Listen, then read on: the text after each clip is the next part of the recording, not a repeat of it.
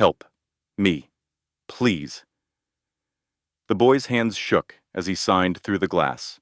60 bikers filled the parking lot. Only one understood what it meant.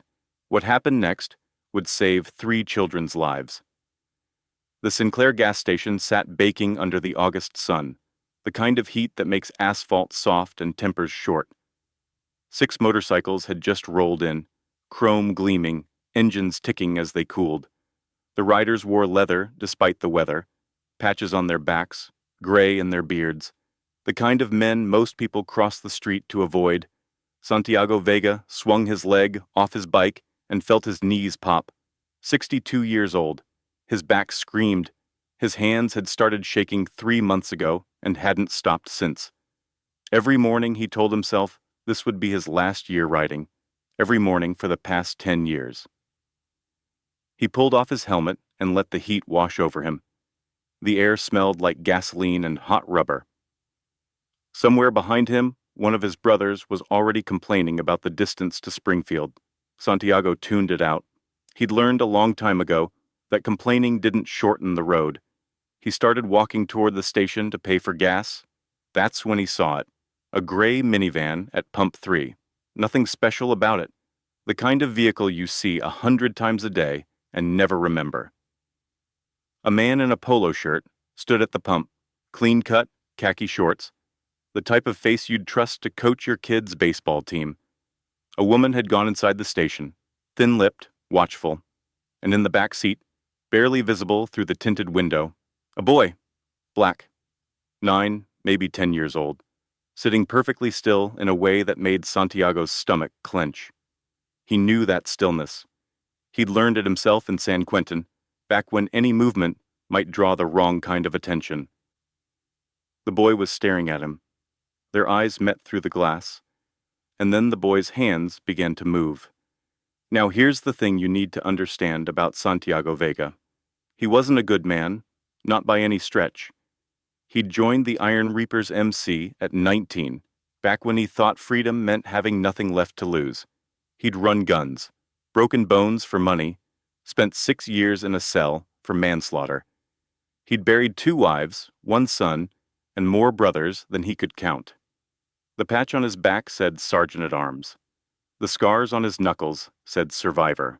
The tremor in his hands said Tired. But there was one thing about Santiago that nobody expected when they looked at him. He could sign. His baby sister Luna had taught him. Born deaf in 1965 to Mexican immigrants who didn't know what to do with a silent daughter in a hearing world, Santiago had learned sign language at 8 years old, sitting cross-legged on their bedroom floor while Luna's patient hands shaped words out of thin air. She was the only one who ever saw the softness in him, the only one who knew he wrote poetry in secret, that he cried at sad movies, that beneath the leather and the scars was just a scared kid trying to survive. Luna died when she was 16. Wrong place, wrong time. A stray bullet during a gas station robbery that Santiago's own crew had botched. He'd held her while she bled out. Her last words, signed with weakening fingers. Don't let this make you hard. He'd failed her, every single day for 40 years. He had a tattoo on his forearm, faded now, a small hand making the ASL sign for I love you. Most people thought it was just another piece of ink on a body covered in them. They didn't know it was a grave marker he carried everywhere he went. So when that boy's hands started moving behind the minivan window, Santiago almost missed it, almost looked away, the way everyone else probably had for months. But 40 years of carrying Luna's memory had carved grooves in his brain that nothing could fill. He saw the small brown hands rise, saw the fingers form shapes that made his heart stop dead. HELP. The sign was sloppy, desperate, the fingers trembling so bad the letters almost blurred together. ME. The boy's eyes were wet, his lip quivered, but he didn't make a sound, couldn't make a sound. PLEASE. Santiago's world tilted sideways. For one terrible moment, he was 19 again, standing in a gas station in El Paso, watching Luna's hands go still, watching the light leave her eyes while sirens screamed in the distance. Don't let this make you hard. He'd failed her. God help him. He'd failed her every day since. But not today. 18 months earlier, Elias had believed in the world. His mama Evelyn had made sure of that. She'd been his translator, his bridge, his entire universe. Born deaf into a world of vibrations and shadows, Elias had never known silence as anything but normal. His mother's hands were his music. Her signs were his lullabies. She'd fought for him, school districts, insurance companies, doctors who talked over her head like she wasn't there. Evelyn had battled them all with a ferocity that made grown men step back. "You're going to do great things," she used to sign to him every night before bed. "The world just doesn't know it yet." Then she got sick. The coughing started in winter. By spring, she couldn't climb the stairs without stopping to rest. By summer, she was in a hospital bed with tubes in her arms and machines beeping numbers that meant nothing to a 9-year-old boy. The last thing she ever signed to him, "Be brave, I'll always be with you." She lied. She wasn't with him when the social workers came. Wasn't with him when they put his things in black garbage bags instead of suitcases. Wasn't with him when they drove him to the gray house at the end of Mercer Road, where the streetlights didn't reach and neighbors minded their own business. She wasn't with him when he met Alexander and Harper Crane. The Cranes smiled too wide, spoke too slow. They treated his deafness like a disease, mouthing words at him as if he could read lips through their condescension. "We're going to take such good care of you," Harper had said that first day, her thin lips stretching over teeth that seemed too white. "You're part of our family now." Elias knew what family meant. Family meant warmth, safety, hands that spoke love in a language only you understood. This wasn't family. This was something else. The Cranes had fostered 3 other children before Elias. He learned their names in pieces. Violet, 13, with hollow eyes and arms she kept covered even in summer. Dylan, 6, who still believed the Cranes were his real parents because nobody had told him different. And before them, others. Kids whose names Elias only heard in whispers. Kids who weren't there anymore. Nobody asked where they went. Deaf didn't mean blind. Elias saw everything. He saw the bruises on Violet's arms, the ones that looked like fingers, saw how she flinched whenever Alexander's shadow crossed her path, saw how she'd stopped eating, stopped sleeping, stopped being anything at all except a body that moved through rooms without leaving a trace. He saw Dylan's confusion when he woke up with marks he couldn't explain, saw the way the little boy had started wetting the bed again, started crying for a mother who'd never existed. And Elias saw the basement door, the one that was always locked, the one with visitors who came at night, cars pulling up with their headlights off, men with cash in their pockets and a hunger in their eyes that made Elias want to disappear. He didn't know what happened down there, not exactly. But he knew it was the reason Harper's smile never reached her eyes, the reason Alexander counted money at the kitchen table after everyone was supposed to be asleep, the reason Violet sometimes screamed without making any sound at all. Elias tried to tell someone, once. The school counselor had seemed nice. She had pictures of her cats on her desk and a jar of candy she let kids take from. Elias had spent 3 days working up the courage, practicing the words in his head, figuring out how to write it all down. He'd handed her the note with hands that wouldn't stop shaking. She'd read it, smiled, written something on a clipboard. Then she'd called Harper, thanked her for being such a dedicated foster mother, said Elias had quite an imagination. That night, Alexander found Elias in his room, closed the door, locked it.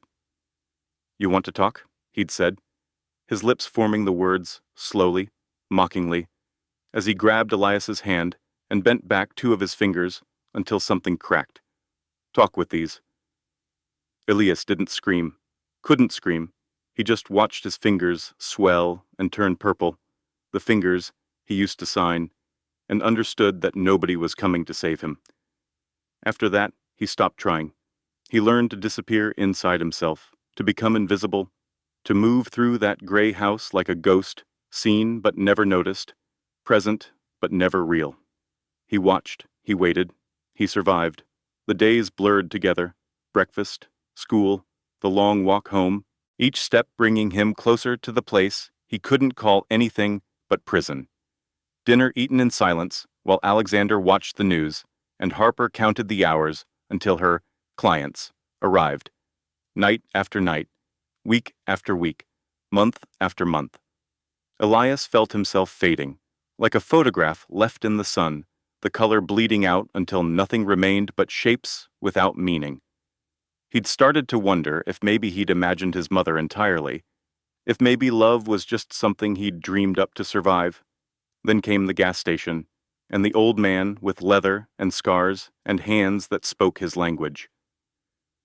Santiago walked toward the minivan like a man walking into a burning building, steady, deliberate, unstoppable. Alexander looked up from the pump, saw 6 feet of leather and muscle approaching, and stepped forward immediately.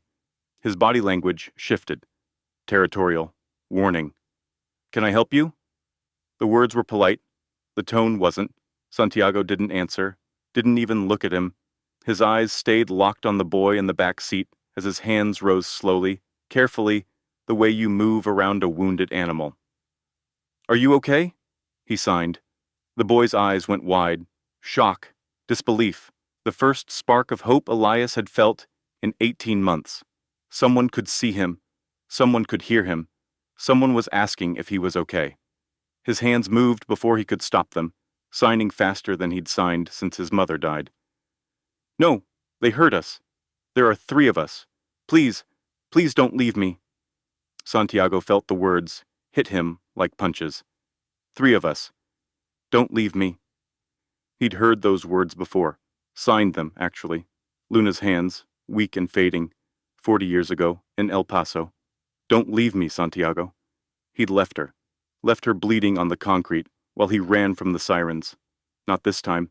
Never again. Santiago turned to face Alexander, and something in his expression made the man take a step backward. "He's not your son." Alexander's mask slipped, just for a second, but it was enough.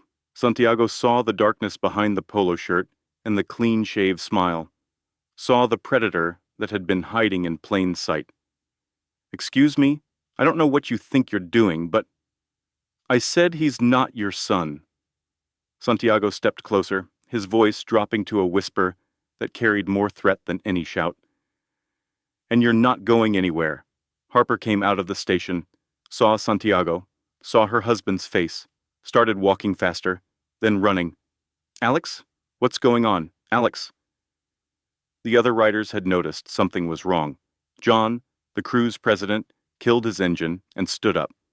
Owen and Leo flanked him, reading the situation without needing words. 6 decades of combined experience told them everything they needed to know.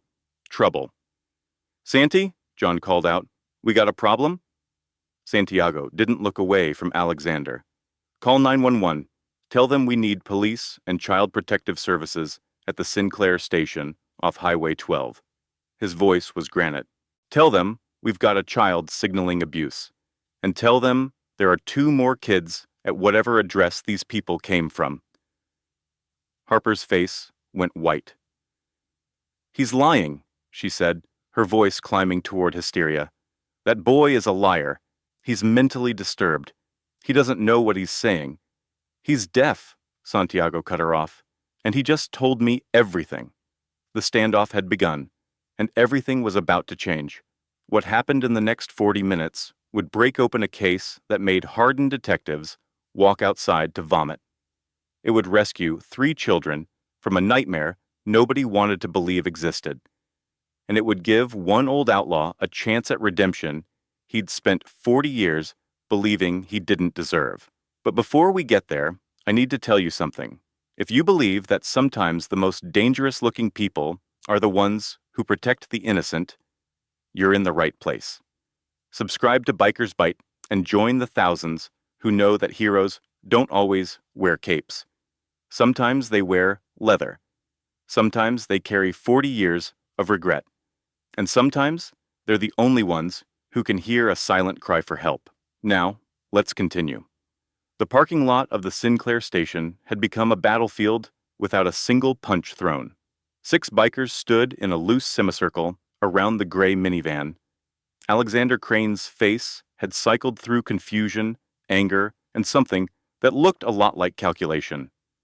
Harper stood frozen near the station entrance, her eyes darting between escape routes she couldn't take. And Santiago hadn't moved, hadn't blinked. His hand rested on the minivan door like he was holding back an ocean. John had already made the call. Police and CPS were en route. 15 minutes, maybe 20. In a situation like this, that felt like a lifetime. "You're making a huge mistake," Alexander said, his voice shifting tactics. Smooth now, reasonable.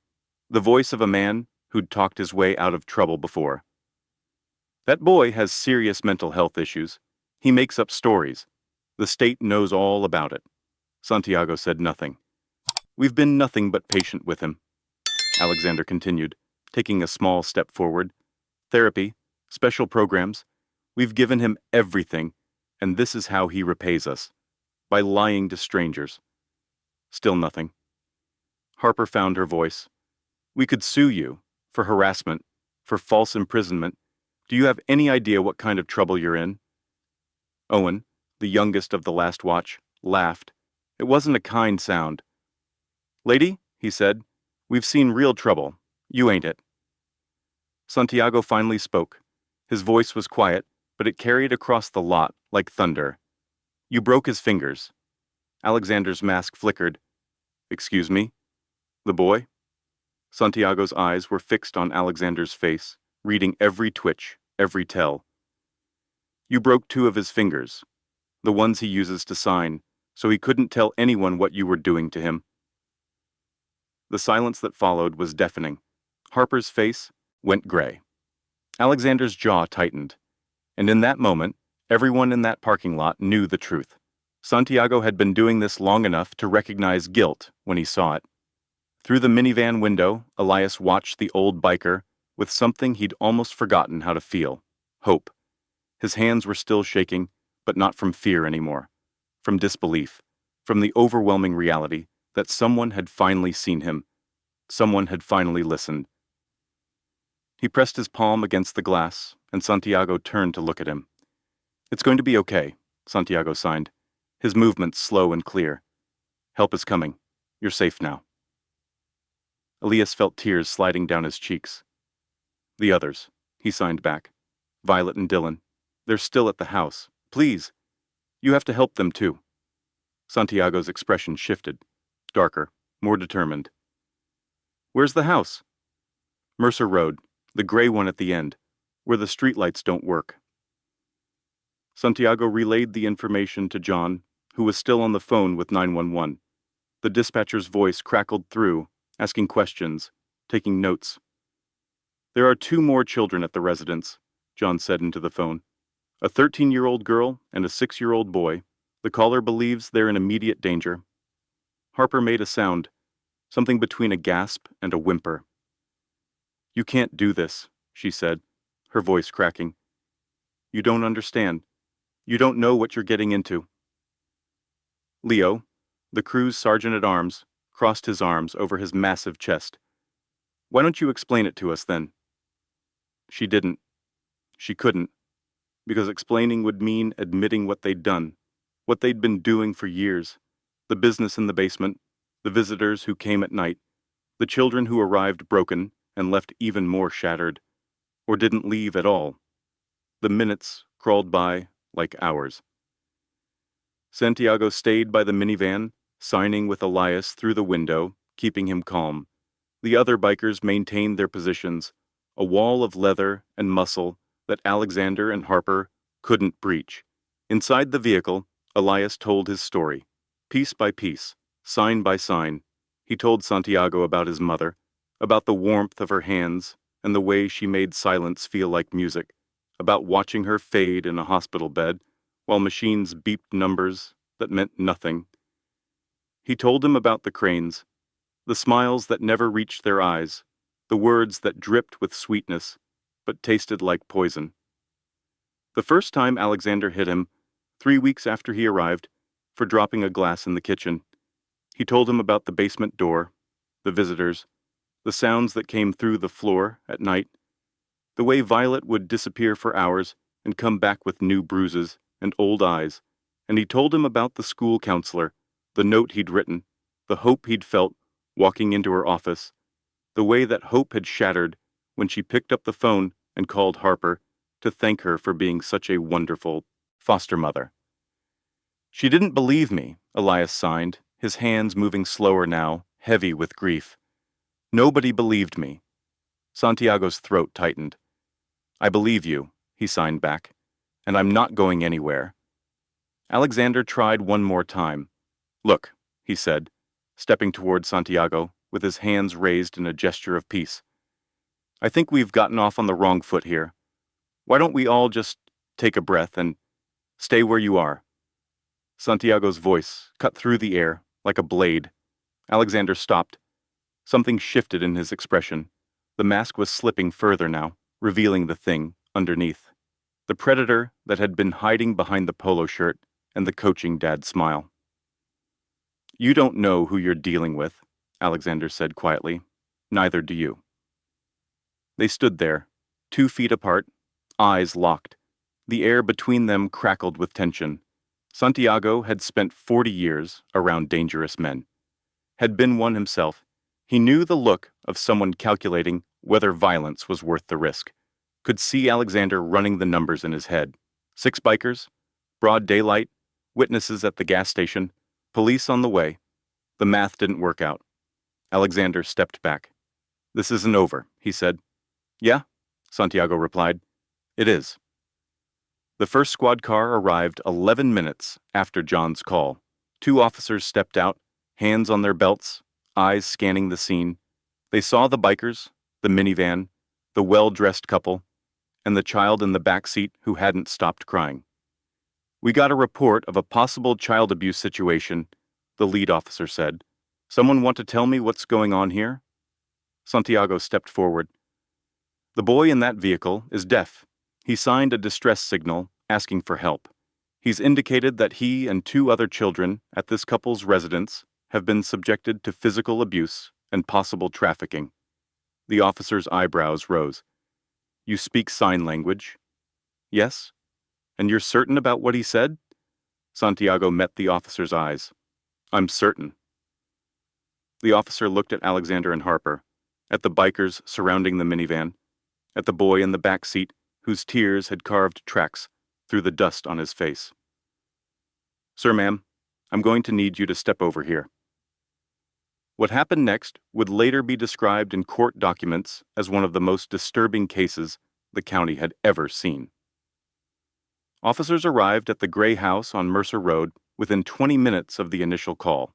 They found the front door locked, the windows dark. A neighbor watched from behind her curtains, but didn't come outside. Nobody on that street ever came outside. They found Violet first. She was in a closet in the upstairs hallway, curled into a ball with her arms wrapped around her knees, rocking back and forth without making a sound. When the officer opened the door, she didn't run, didn't scream, just looked up at him with eyes that had seen too much and expected nothing good. It's okay, the officer said gently. We're here to help. Violet didn't believe him. Why would she? Every adult who'd promised to help had only made things worse. But she let them take her out of the closet. She let them wrap a blanket around her shoulders. She let them lead her out of that gray house and into the August sunlight, where she squinted like someone who'd forgotten what daylight looked like. They found Dylan in the basement. The details of what they discovered down there would be sealed in court records, protected from public view because some horrors are too dark to speak aloud. 3 veteran detectives walked outside and threw up in the bushes. One of them, a 20-year veteran who thought he'd seen everything, submitted his resignation the following week. What the public would eventually learn: the Cranes had been running an operation for nearly a decade. Children came into their care through the foster system. Vulnerable kids with no one to advocate for them. Most were eventually removed or aged out, but some of them disappeared entirely, and nobody asked questions because nobody cared about kids the system had already forgotten. Alexander and Harper Crane were arrested that afternoon.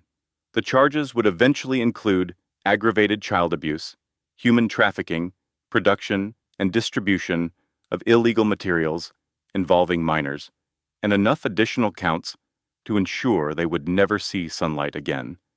But all of that came later. In the parking lot of the Sinclair station, Elias watched through the window as police officers approached the minivan. Santiago was still there, hadn't moved, hadn't left. An officer opened the minivan door and knelt down to Elias's level. "Hey, buddy, my name's Officer Martinez. Are you okay?" Elias looked at the officer, looked at Santiago. His hands were shaking so badly he could barely form the signs. "I want to get out," he signed. Santiago translated. "He wants to get out of the vehicle." Officer Martinez nodded and extended his hand. Elias took it. His legs shook as his feet touched the ground. 18 months of captivity. 18 months of fear and pain and silence. 18 months of waiting for someone, anyone, to see him. And now he was standing in a gas station parking lot, surrounded by bikers and police officers and more adults than he'd seen in months, and none of them were going to hurt him. None of them were going to send him back. He was free. The realization hit him like a wave, and his knees buckled. Santiago caught him. The old biker knelt down in the dust and wrapped his arms around the boy who'd been screaming for help in a language nobody could hear. Elias buried his face in Santiago's leather jacket and sobbed without sound, his whole body shaking with grief and relief and something else, something that felt like the first sunrise after an endless night. Santiago held him. He didn't say anything, didn't need to. He just held on tight and let 40 years of tears fall into the dust beside them.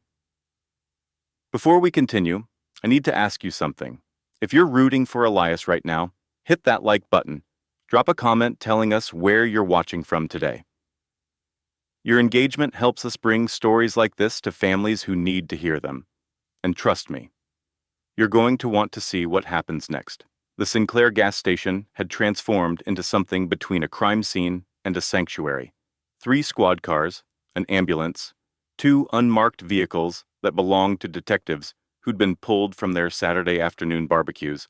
Yellow tape stretched across the parking lot, keeping the growing crowd of onlookers at a distance. And in the middle of it all, a 9-year-old deaf boy who hadn't let go of Santiago's hand in over an hour. The EMTs had checked Elias over, documented the cigarette burns hidden beneath his sleeves, the bruises in various stages of healing, the 2 fingers on his right hand that had healed crooked because nobody had taken him to a doctor after they were broken. "He needs to go to the hospital," one of the paramedics said quietly to Santiago. "Full examination, documentation for the case." Santiago nodded. He looked down at Elias, whose grip tightened the moment he sensed movement. "Hey," Santiago signed, with his free hand. "These people are going to take you somewhere safe. Get you checked out. Make sure you're okay." Elias's eyes widened with fear. "You're coming with me?" The question hit Santiago somewhere deep. In 40 years, he'd made a lot of promises. Most of them he'd broken. To his wives, to his son, to his brothers who trusted him with their lives. He'd learned the hard way that promises from men like him were worth less than the breath it took to speak them. But looking into this boy's eyes, Santiago made a decision.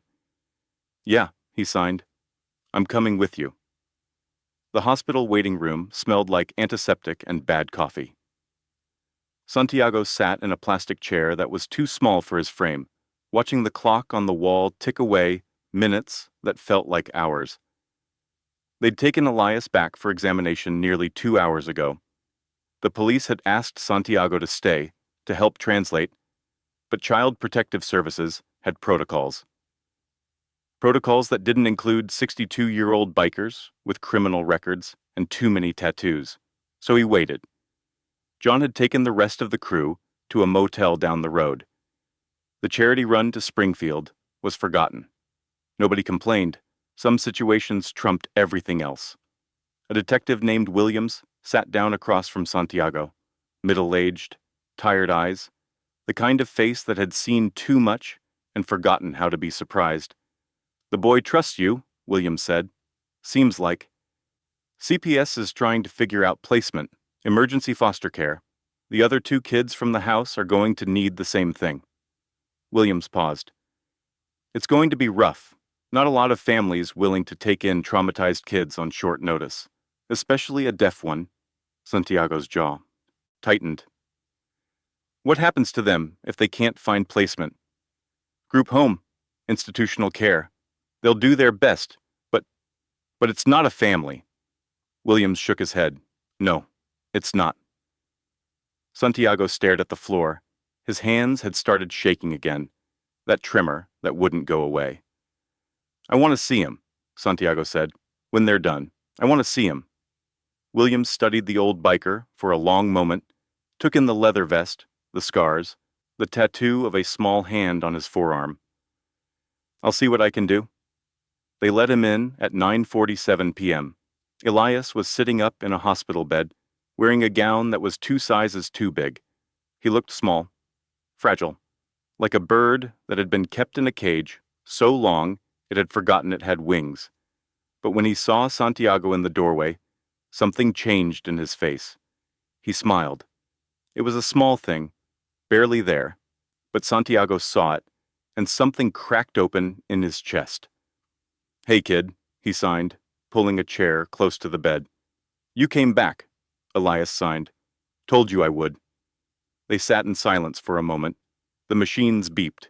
Outside the window, the night was full of stars that neither of them had thought to look for in a long time. "What's going to happen to me?" Elias signed finally. Santiago wished he had a better answer. "I don't know yet, but I'm going to find out. And whatever happens, I'll make sure you're safe." Elias looked at him with eyes that were too old for his face. "Why? Why what? Why do you care? Nobody else did." Santiago felt the question sink into him like a stone into water. He thought about Luna, about the gas station in El Paso, about 40 years of running from a guilt he could never outpace. "Someone should have cared a long time ago," he signed slowly. "Someone should have been there for you, and I'm sorry they weren't. But I'm here now, and I'm not going anywhere." Elias stared at him for a long moment. Then he reached out and took Santiago's hand.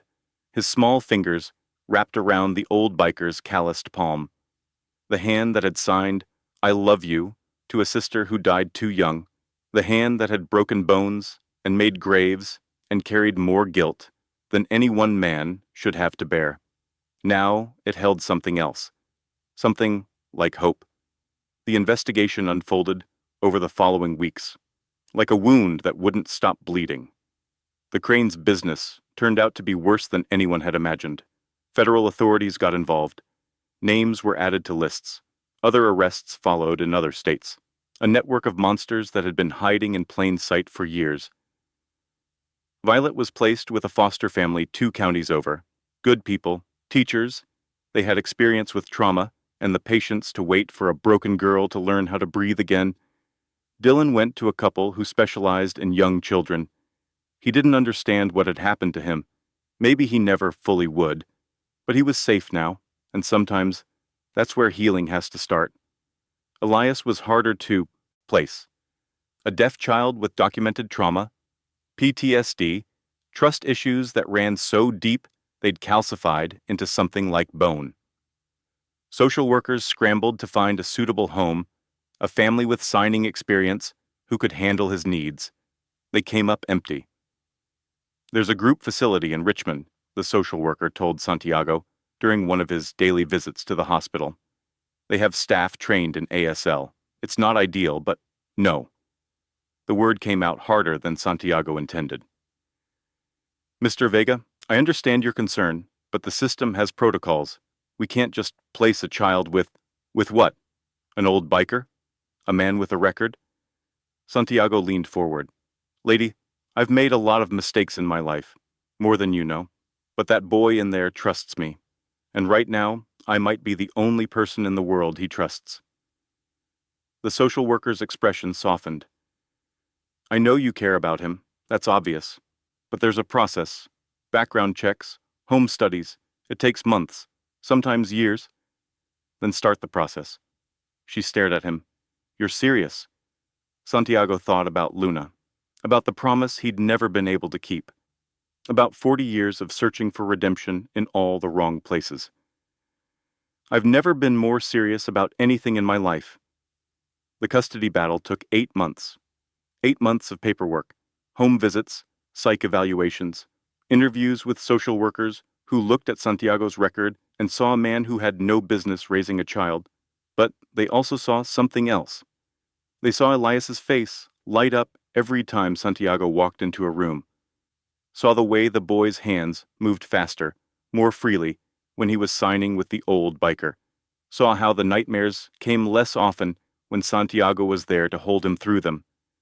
They saw a bond that couldn't be explained by psychology or paperwork. They saw family. The judge hesitated. Santiago's record wasn't pretty. 6 years in San Quentin, assault charges, association with known criminal organizations. On paper, he was everything a foster parent shouldn't be. But then Elias asked to testify. He stood before the judge in a courtroom that had fallen completely silent. A 9-year-old boy who had learned that adults couldn't be trusted, who had been failed by every system designed to protect him. His hands were steady as he signed. My name is Elias. I was invisible for a long time. Nobody saw me. Nobody heard me. I thought I would die in that house and no one would ever know. The interpreter spoke his words aloud, but everyone in that courtroom was watching his hands. Then Santiago saw me. He didn't walk away. He didn't pretend.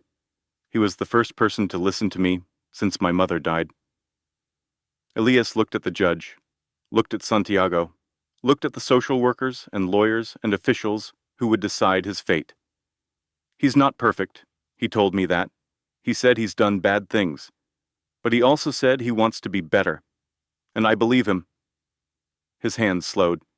He's the only father I've ever had. Please don't take him away from me. The judge approved the adoption that afternoon. Stories like this remind us why we exist.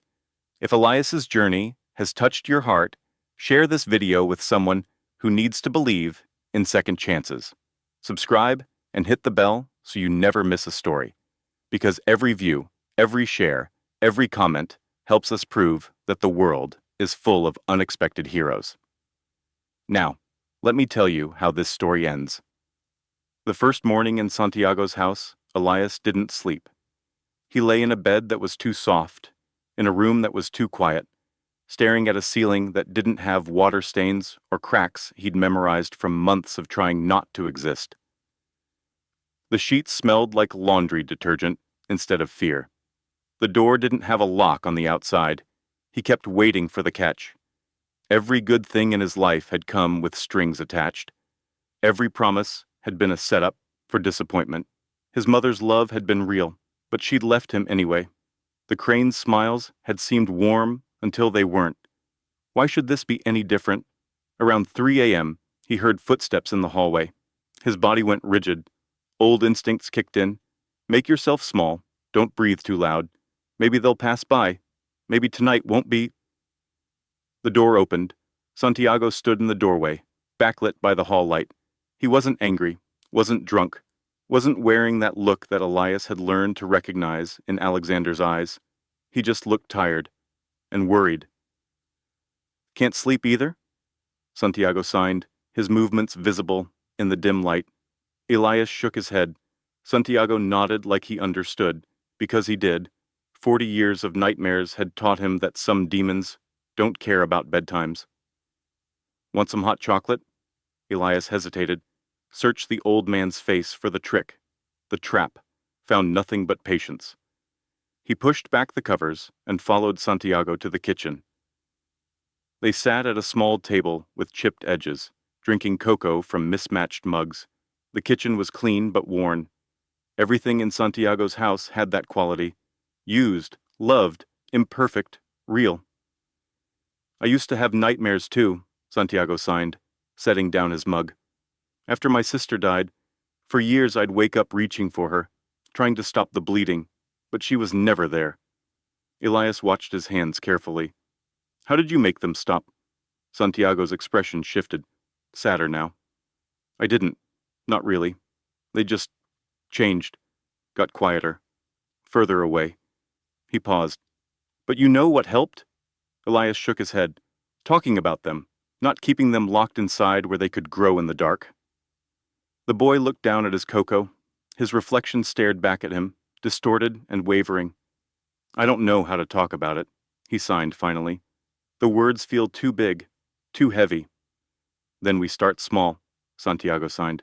One word at a time, one night at a time, and I'll be here for every single one of them. Elias looked up, met Santiago's eyes. Promise? Santiago reached across the table and placed his hand over Elias's. Promise. The months that followed weren't easy. Healing never is. There were setbacks. Nights when Elias woke up screaming without sound, his hands clawing at invisible threats. Days when he refused to eat, refused to leave his room, refused to believe that any of this was real. There were tantrums, meltdowns, moments when the trauma bubbled up like poison and spilled over everything it touched. Elias broke dishes, punched walls. Once, he tried to run away, made it 3 blocks before Santiago found him sitting on a curb, sobbing into his knees. Santiago never yelled, never hit, never locked doors or made threats. He just stayed. When Elias pushed, Santiago held steady. When Elias tested boundaries, Santiago maintained them with patience instead of punishment. When Elias said things designed to hurt, to drive away, to prove that he was unlovable, Santiago absorbed them all and came back the next morning with breakfast and a question about how he'd slept. It was the most confusing thing Elias had ever experienced. Adults were supposed to give up. That's what they did. That's what they'd always done. His mother hadn't meant to leave, but she'd left anyway. The social workers had promised to help, then handed him to monsters. The school counselor had nodded and smiled and picked up the phone to call his abusers. But Santiago stayed, day after day, week after week, month after month, and slowly, like ice melting in spring, something began to thaw inside the boy who'd learned to survive by freezing himself solid. Violet came to live with them 3 months after the adoption was finalized. Her foster placement had fallen through. Trauma, too severe, they said, needs too complex. The couple who'd taken her in just couldn't handle it anymore. Santiago got the call on a Tuesday afternoon. By Wednesday morning, he was at the group home, signing paperwork, loading Violet's single bag of belongings into his truck. She didn't speak for the first 2 weeks. Not a word, not a sign. Just watched everything with those hollow eyes, waiting for the other shoe to drop. Elias understood. One night, he found her sitting alone in the backyard, staring at the stars. He sat down beside her, without asking permission. They stayed like that for an hour, not speaking, not touching, just existing in the same space. The next morning, Violet said her first word in the house. Coffee? It wasn't much, but it was a start. Dylan arrived a month later. His placement had been more stable, but the family was moving out of state and couldn't take him along. The social worker asked Santiago if he'd consider one more. He didn't hesitate. Dylan was different from the other two, younger, more resilient in some ways, more fragile in others. He didn't remember much about the gray house. His mind had done him a kindness, burying the worst of it somewhere he couldn't reach. But he remembered the fear, the confusion, the sense that something was very wrong even when he couldn't name it. And he remembered Santiago, the big man with the scary face who'd stood in the gas station parking lot, who'd made the bad people go away, who'd kept him safe when no one else would. Abuelo, Dylan started calling him, grandfather, even though they shared no blood, even though Santiago had been a stranger 6 months before. Family isn't about blood, it's about who stays. 6 months after the adoption, Elias stood in the bathroom mirror, staring at his reflection. He looked different, healthier. His cheeks had filled out. The shadows under his eyes had faded. He stood straighter now, no longer curling in on himself like he was trying to disappear. But today, none of that mattered. Today, he was terrified. The school had invited him to speak at an assembly, a presentation on deaf awareness, organized by the special education department. They wanted Elias to share his story, to stand in front of 300 people and tell them what it meant to live in silence. He'd said yes before he could talk himself out of it. Now he was regretting everything. Santiago appeared in the doorway, leaning against the frame with his arms crossed. "You don't have to do this," he signed. "Nobody's going to think less of you if you change your mind." Elias shook his head. "No, I want to. I just—" His hands faltered. "What if they don't understand? What if they think I'm stupid, or broken, or—" "Hey." Santiago stepped forward and placed his hands on Elias's shoulders. "Look at me." Elias looked up. "You are the bravest kid I've ever met. You survived things that would have destroyed most people.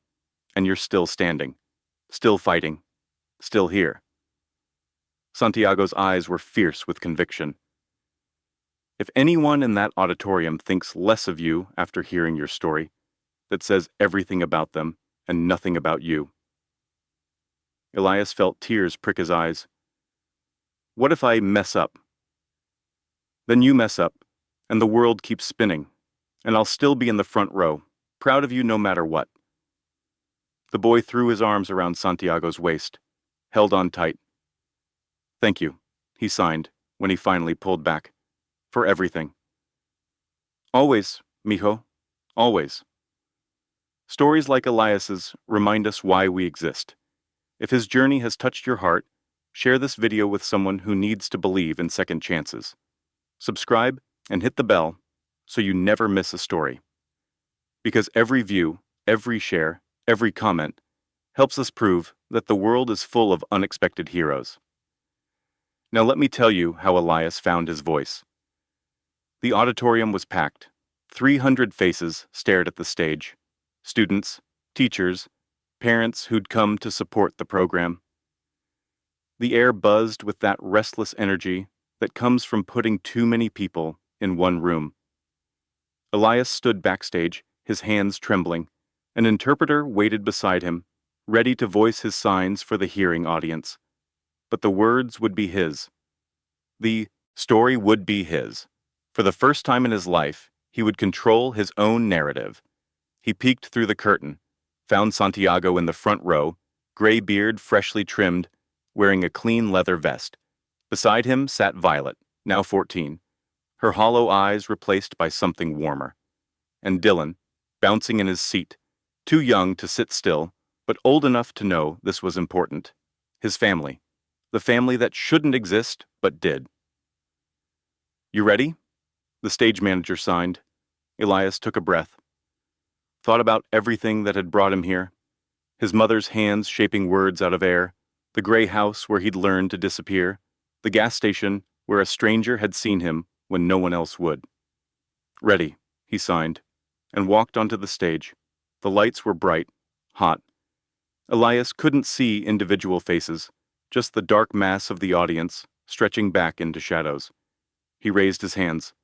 The interpreter began to speak. "My name is Elias Vega. 1 year ago, I was invisible." The auditorium went silent. That special kind of silence that happens when people stop breathing. Nobody saw me. Nobody heard me.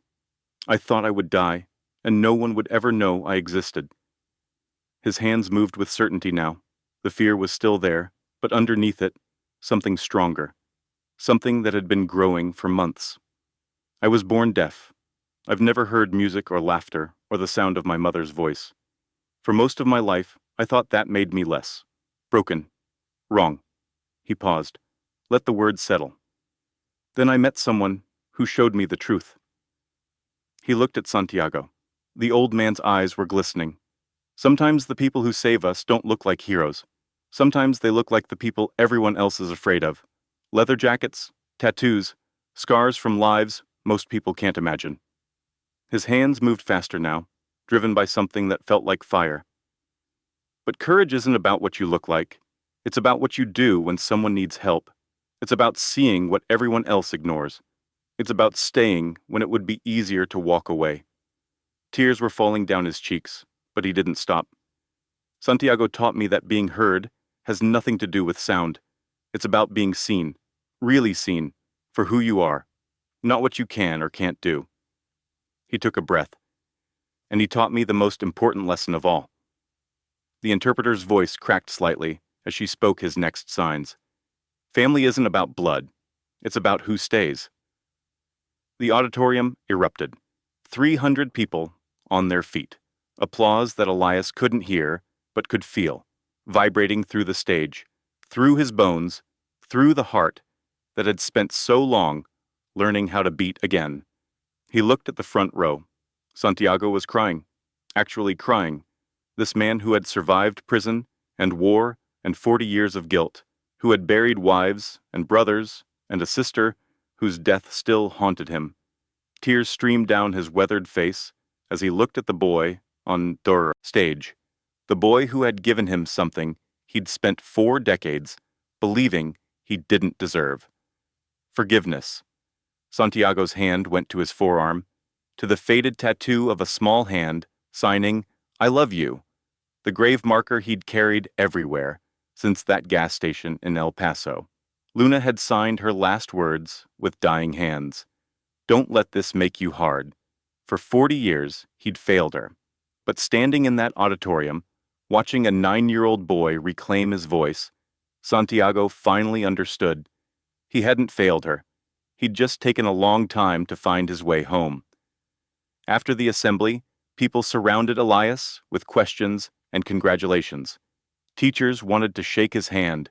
Students wanted to learn basic signs. Parents wiped their eyes and told him he was brave. But Elias pushed through all of them. He found Santiago waiting by the door, trying to look casual, but failing completely. The old man's eyes were still red. "So," Santiago signed, a smile tugging at his mouth, "how do you feel?" Elias considered the question. A year ago, he'd been invisible, trapped in a gray house with monsters who wore human faces, certain that no one would ever see him, hear him, save him. Now he was standing in a school hallway, surrounded by people who knew his name, who had listened to his story, who had applauded until their hands hurt. And in front of him stood the man who had made it all possible. The ex-con with the trembling hands, the outlaw who'd found redemption in the eyes of a deaf child, his father. "I feel heard," Elias signed. Santiago pulled him into a hug so tight it hurt. Neither of them minded. 2 years later, the last watch had expanded. What started as 6 aging bikers doing charity runs had become something larger, a network, a mission, riders across 3 states who showed up when kids needed protecting, who sat in courtrooms and hospital rooms and wherever else. Vulnerable children needed someone in their corner. Santiago still led them, gray hair longer now, body older, but eyes sharper than ever. He'd learned something important in that gas station parking lot. Redemption wasn't something you earned once. It was something you chose every single day. Violet graduated high school with honors. She was studying psychology now, wanting to help kids who'd been through what she'd survived. The hollow look was gone from her eyes, replaced by determination. Dylan was 9, the same age Elias had been when Santiago found him. He played soccer and loved comic books, and still called Santiago abuelo every chance he got. And Elias? Elias was 11, taller now, stronger. His hands moved with confidence when he signed, no longer the sloppy, desperate letters of a boy begging for help through a car window. He was learning to play the drums, not to hear them, but to feel them. The vibrations traveling through his body like a heartbeat. Music translated into movement and pulse and rhythm. Santiago had built him a practice room in the garage, soundproofed. Not because Elias needed the silence, but because the neighbors didn't share his taste in percussion at 6 a.m. Every morning, Elias would sit at his kit and play until his arms ached. And every morning, Santiago would sit in a lawn chair outside the garage, coffee in hand, feeling the vibrations through the walls. listening to his son find his voice. There's a photograph that sits on Santiago's mantle now. It was taken at the adoption finalization ceremony. 3 kids and 1 aging biker standing in front of a judge who'd taken a chance on an impossible family. Elias in the middle, grinning so wide it nearly splits his face. Violet on one side, actually smiling. Dylan on the other, giving a thumbs up to the camera. And Santiago, arms around all 3 of them, looking like a man who'd finally stopped running. Below the photograph is a small plaque with words that Elias had insisted on. It reads, "Family is who stays." If you've made it this far, I want to thank you. Thank you for riding with us today, for letting us share Elias's story, for believing that sometimes the scariest-looking people have the biggest hearts. Before you go, I want to ask you something. What would you have done if you'd seen those hands signing through the glass? Would you have looked away, like so many others had? Or would you have stopped? Drop your answer in the comments. Subscribe to Biker's Bite so you never miss a story. And share this video with someone who needs to know that help can come from the most unexpected places. Because here's the truth we've learned. The rumble you hear might not be trouble approaching. It might be help on the way. Sometimes being heard has nothing to do with sound. And sometimes the people who save us are the ones everyone else is afraid of. Based on the incredible true work of Bikers Against Child Abuse and the countless lives they've changed. If you or someone you know is experiencing abuse, please reach out. You are not invisible. You are not alone. Someone is listening. Someone sees you. And help is closer than you think.